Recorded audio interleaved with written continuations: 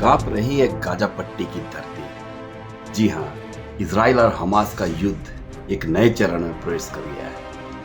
Israeli defence force और वायु सेना ने गाजा पट्टी पर हमले तेज कर दिए हैं, जिसकी चर्चा पूरी दुनिया में हो रही है।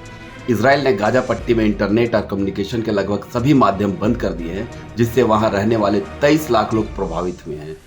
इनका आपस में तथा बाहरी दुनिया से संपर्क कट गया है। बीते 3 हफ्ते से इजराइल और हमास एक दूसरे पर जानी दुश्मन की तरह हमला कर रहे हैं। इस युद्ध में मरने वालों का आंकड़ा अब तक 9,000 के पार कर चुका है।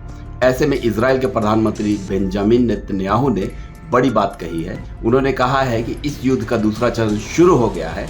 यह चरण यकीनन लंबा और मुश्किलों से भरा होने की आशंका है, लेकिन हमारी सेना पीछे नहीं हटेगी।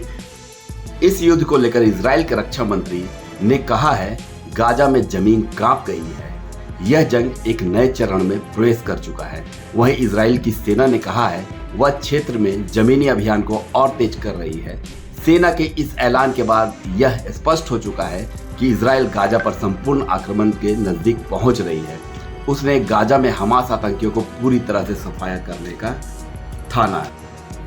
इस बीच इजरायली सेना की ओर से कुछ तस्वीरें जारी की है। इन तस्वीरों पर गौर करें तो गाजा के खुले इलाकों में टैंक की टुकड़ियां धीरे धीरे आगे बढ़ती हुई नजर आ रही है। इससे इस बात को बल मिला है कि सेना सीमा के नजदीक है। सेना ने कहा है कि युद्धक विमानों ने हमास की दर्जनों सुरंगों और भूमिगत बंकरों पर बमबारी की, जिससे आतंकियों का खासा नुकसान पहुंचा है। इजराइल के हवाई हमलों से गाजा में दहशत है।